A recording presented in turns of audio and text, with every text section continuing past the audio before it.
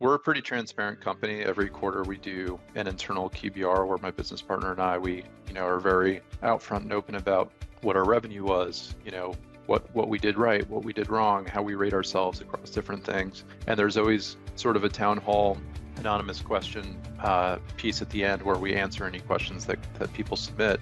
And we started to notice that more and more questions were shifting towards like this long-term mentality. We're a young company, we're only 4.5 years old. And so we had people that were entering into their second, third, or maybe even fourth year of working at Socium, and they wanted to know, okay, what's next for me?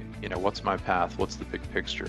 And so we just felt like it was a natural progression, and we had to kind of step up for our people in order to make sure that they felt fulfilled and that they could make a career here, and that they weren't going to just jump to another place that had a more defined set of plans for them. Welcome to Grow Think Tank. This is the one and only place where you will get insight from the founders and the CEOs of the fastest growing privately held companies. I am the host. My name is Gene Hammett. I help leaders and their teams navigate the defining moments of their growth. Are you ready to grow? Today we're going to talk about career opportunities and really what does it take to create the kind of company that your talented employees that you want to hire want to be a part of.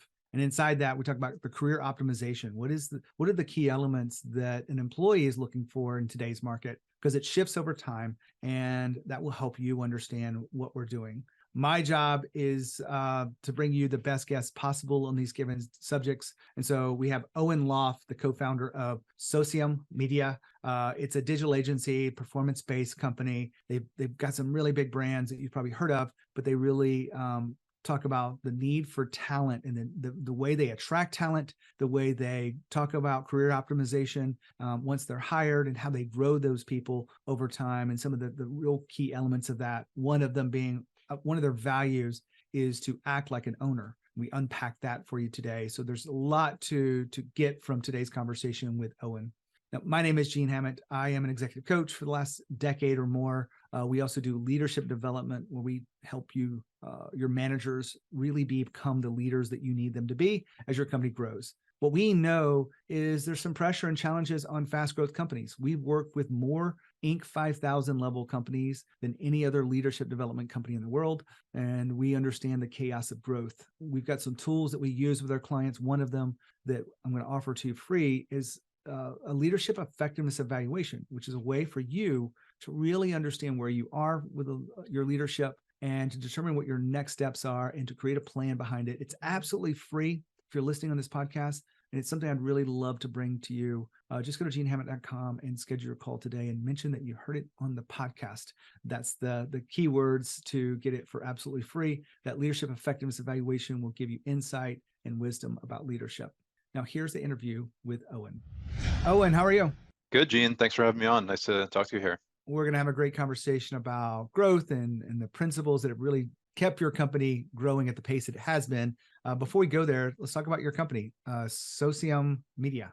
Yeah, so Socium, it technically should be called Socium because we took it from an old Latin word, which means partner. The partner is about my partnership with my business partner and also how we try to be to our clients as well. But we're a digital marketing agency, mostly doing paid search, paid social. We also do SEO, and we have a creative team. We work with some brands that you've definitely heard of and some that you haven't, from local mom and pop businesses to public companies. And you've most likely been served an ad by us on Google, Meta, Instagram, or another kind of paid channel. So we work with about 50 clients, and yeah, we've been in business for only about 4.5 years now. It's impressive to have the level of growth that you have. We know that it's not just you. What is it about you and your team that makes this growth possible?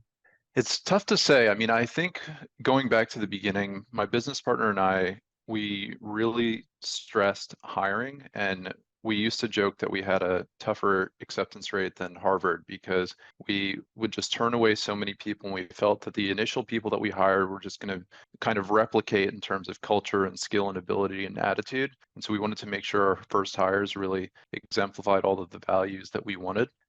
So I think by having a really good base in place, it allowed any new person that came on to kind of see what the expectations are, understand the pace, understand the quality, understand how we did work. And by starting with such quality early on, it helped us kind of like keep those standards over the long term, which made growth definitely easier as well. Well, hiring is certainly an important piece to the formula, and I know there's probably more to it, but let's talk about hiring for a moment. Is there anything that you guys are doing today in the current market to attract the right talent to your brand? Yeah, I mean, one of our core values here is 1% better every day, which is from the James Clear Atomic Habit book that a lot of people have read. But so we're always modifying our approach and always trying to make it a little bit better. We work with an in-house talent acquisition director. She's been amazing at helping source us clients. And the hiring market has really changed over the last few years. During peak COVID times, there was a lot of job hopping. It was super hard to hire. We had to start hiring all over the US. We wanted to be New York only. And now the environment's definitely changing and we're seeing more people start to come to us. But it's ultimately just about having good awareness of our company. And also we're really proud of Glassdoor, where we have, I think, 24 reviews and we have a perfect 5-star rating there. So we've won awards as far as culture goes, best places to work, from several different media outlets. And so in the hiring process and on our website, we really try to showcase those and show that it's a really great place to be. The best places to work, is that something you're actively going after? I know you have to fill out a form, but are you guys organizing the business and really focus of your objectives around being a best places to work? Yeah, I think from the beginning, we really felt that, I mean, culture means a lot of things. And, part of the culture is about how you work and conduct yourself in the day-to-day, but there's also the fun aspect, and it's also about the tone of the business. Some are very political or some are very serious. I think our culture is it's kind of like loose and relaxed, but we also have drive and determination to really get things done, but we do it in a kind of a nice casual way. And I think a lot of the policies that we have and the values and the things that we do here come from a place of like logic. Like they don't just exist for no reason. There's always a why behind it. Like, why do we do something? And so I feel like everything kind of makes sense and there's no weird policy or weird piece of the business or weird process that doesn't really like fit in, that doesn't really make sense. And I do think we have a cohesive, good culture here and it's really positive. But to go back to your original question, yeah, it's definitely a submission process. We go to Ad Age magazine, for example, and we say we want to, nominate ourselves for best places to work. They send out a survey to all of your employees. You have to have a certain number of them complete it, and your score has to be above a certain point. And there's a lot of quantitative and qualitative things that go into it. And ultimately, they decide, who's in that top 5 to 10% tier or however they judge it to ultimately, denote who makes their best list. You had mentioned about COVID and the changing dynamics of the workforce, and it really is kind of an employer market, and it's been shifting a little bit. Is there anything that you would say to frame in like the mode we're in? I was trying to put words to it, but I'm just wondering, we had quiet quitting, and Yep. certainly we had the Great Resignation before that, and we had the whole COVID issues of people, mental health. But now we're in a different phase. Have you ever put words to it? I don't have anything as catchy as the quiet quitting or anything like that, but I would say that the overall tone and feeling is a little bit different. I think the hiring markets were just so hot for so long with COVID, and there was so much money going through the system, and people were getting these insane offers, and companies were competing on perks, and the whole perks thing just got out of control. And then I think what a lot of people, maybe in the startup industry, we're not exactly like a venture-backed startup, but we work with some. And we see some of our clients doing layoffs, or we see others in the industry. And I think people now are maybe more appreciative of having a good job, and they aren't necessarily as job hopping and just looking for more and asking for more, and are more kind of content and happy to be in a place that is good, where they're paid well and they have good benefits. And it's not always about what else can you do for me. I think the balance, everything always operates on a pendulum, and the pendulum swung super far out to the employee side. It was really their market and they could kind of dictate what they want. And now I feel like it's a little bit more balanced and even. I see in the same thing too. And I feel like if I was putting words to the mode we're in, employees that are talented are still looking for purpose and fulfillment in their work. They're looking, to do something that grows their skills and grows their impact with their community. Is that what you're seeing across the hiring right now? Yeah, I think people always want to, have that fulfillment. They want to grow, they want to gain new skills, they want to be paid well, they want to enjoy their work environment. They want to do work that has sort of meaning to them. I think for us, one of the challenges sometimes, working at a marketing agency is we're ultimately helping our clients, sell more stuff. And I think a lot of younger Gen Z types specifically are really eco-conscious, and they're worried, thinking about secondhand and thrifting and the impact on the environment. And so sometimes it's like, how do we encourage them to help our clients, sell more things or operate from that framework? But the systems are really big. It's like if we do a really great job for our client, that means that our point of contact, who we really like, they might get a promotion, they might get a bonus. The things that we're selling can, improve people's day to day. And so you really have to kind of go a step further and really connect it through the whole ecosystem to help them feel like that thing that they're doing on a day-to-day basis is really, fulfilling and meaningful. Now, Owen's been talking about fulfillment. I've been thinking about this a lot lately with my clients to help them organize it. One of the things that you have to really pay attention to is who the person works with. They won't be fulfilled if they don't like who they work with. You also have to pay attention to the kind of work they're doing. Are they making an impact in this world? And then thirdly, you have to be able to create a place where people feel like they're growing. Either their skills are growing, their values growing. If you have all of that, you have what the makings of fulfillment at work. It takes all of these things working together, I think, because in the absence of these things, they wonder what else might be missing. But when they're working together, right, who they're working with, the impact of the work that they're doing, and then the growth aspect at a personal level, those are really high factors inside of the whole fulfillment formula, if you will. Back to Owen. We spent a lot of time talking about hiring. And once they come on board, you got to create an atmosphere where people are staying. They feel really engaged about this. And I know one of the things that you guys have, done is career optimization. So what is career optimization for Socium Media? Yeah, so it's kind of hard to say because this is another thing that's changed a lot. I don't come from a real big management background. My business partner doesn't either. And so in the beginning, we were just kind of like, let's hire good people, put them into a place where we know they can have meaningful work and let them get it done. And as time has gone on, we've had to, him and I used to just manage everybody and manage everything, and we knew everything that was going on in the business. But over time, you have to kind of step a little bit further away, and then you have to give some of those responsibilities for other people. And I give a lot of credit to our director of people operations, who's helped us kind of really understand the business more from what our employees are looking for. She's helped develop roadmaps of what skills they need to achieve and what they need to be doing in order to get promoted, when those promotions are going to happen, a more formal review process. And so really looking at where people are, in their job responsibility in their career, and just trying to kind of optimize their growth path so that they can get on to the next level. A lot of companies that are growing don't take time to do this. And you're not the biggest company in the world, 45 or so employees. Why did you take the time to create a career optimization and have this director of people focus on that? Because there's so many other things you could do, but why did you choose that? Yeah, we're a pretty transparent company. Every quarter we do an internal QBR where my business partner and I, we, are very out front and open about what our revenue was, what we did right, what we did wrong, how we rate ourselves across different things. And there's always sort of a town hall anonymous question piece at the end where we answer any questions that people submit. And we started to notice that more and more questions were shifting towards like this long-term mentality. We're a young company, we're only 4.5 years old. And so we had people that were entering into their second, third, or maybe even fourth year of working at Socium, and they wanted to know, okay, what's next for me? What's my path? What's the big picture? And so we just felt like it was a natural progression, and we had to kind of step up for our people in order to make sure that they felt fulfilled and that they could make a career here, and that they weren't going to just jump to another place that had a more defined set of plans for them. This is in the opposite of what a lot of people describe a younger workforce. And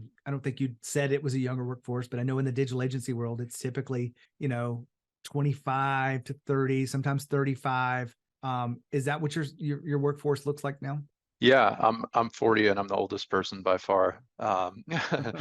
Yeah, we have people as young as I think 23, maybe 24, and then a lot of our directors and managers are in that like late 20s to early 30 range. My business partner, I think, is only 33, so we're young. We, grew up with the internet.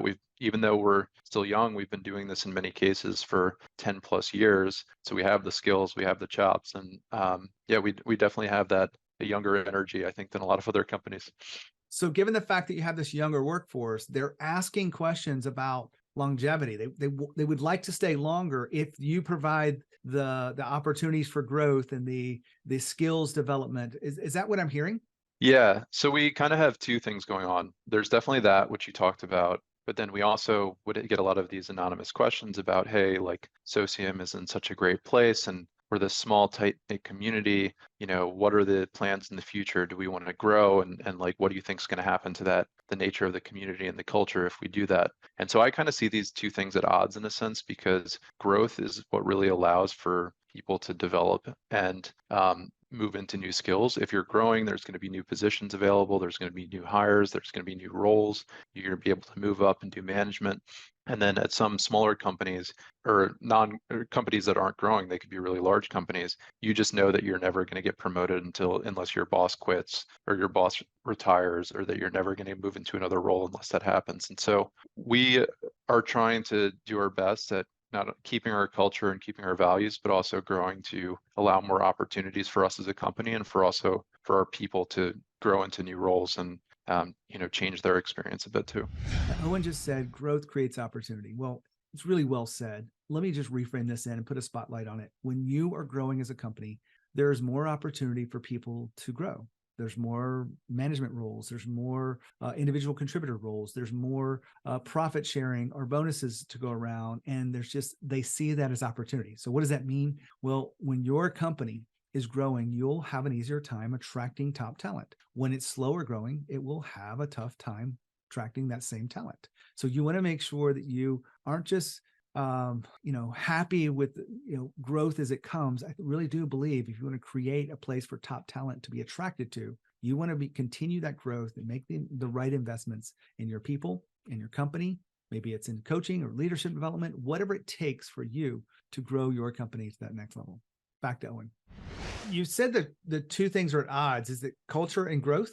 Yeah, I think the things that are at odds are, on one hand, the people like how our culture and our company is now, and they're worried that if we grew, we would lost some of that, or we would lose some of that special sauce that we have. But at the same time, people's careers and development get really accelerated when the company goes through a fast growth period. So sort of like, how do we make sure that we're keeping our culture and our values as we're doing this growth, so we can kind of keep the same feel, but also allow our people to keep growing their skills during those periods. All right. So now that we're synced up on that, because in my coaching, we have to address this quite often, and it's hard. It changes. Communication rhythms change, and the way we hold people accountable as teams grow changes. How are you guys addressing keeping the special sauce of culture as you continue to grow as a company? Yeah, it's really tough. I mean, as we grow, look, I'm not trying to act like an expert on this because this is my first time doing a lot of this and stuff, so I'll just give you my experience. But as you kind of grow, and as I get further away from the day-to-day on what we're doing from a delivery standpoint and how we're interacting with our clients, sometimes I'll see things with how one person's doing it, and it's totally different from another. I'm like, why are we doing these things in all of these different ways? And one's right and one's wrong. So you start to add in kind of like more process, but we're trying to still allow people to have creativity and autonomy while still having some kind of baseline of like process and ways to do things in place. So that's been something that we've really been working on over the last, call it 4 to 6 months, of implementing a lot more process and procedure, but also just trying to keep the rest of our culture the same. We really have a lot of autonomy here. One of our values is act like an owner. And so we leave people alone. We trust them to do what they think is right and what they should be doing. But we also are now trying to have a little bit more guidelines in place, so there's more consistency, and we're always doing the best work across all of our different clients. Oh, and I'm going to go back about 5 years when I first started interviewing people just like you, and something came out of that research that you just talked about, and I just want to kind of connect the dots. I talked to 53 company founders like yourself, and they kept saying that what they're really trying to do is create a place where people feel like owners. and you actually have a value that encourages that and reinforces that over time. I would like for you to wrap up today's conversation with, why is people feeling like owners an important aspect of the culture, and how does that impact the results that our clients are able to get and as we grow the company? Yeah, I think it's important for a few reasons. I think one is, people want to feel like they have a say and that their work matters and they're in control of their own destiny. And so then act like an owner is, we want to give people that kind of that freedom and that autonomy and that trust so that they can do things in the way that they want, where they think they're going to get the best results. And then we try to instill it in a few different ways. One of them is, we're typically managing our clients' budgets, and we say to our team, like, we know the client has a point of view on what we should do. We know you have a point of view. If the clients ask us to do something that goes against your point of view that you think is wrong, we want you to push back. We want you to act as if you're spending this money and it's your own money. We always do things that you think are the right things to do.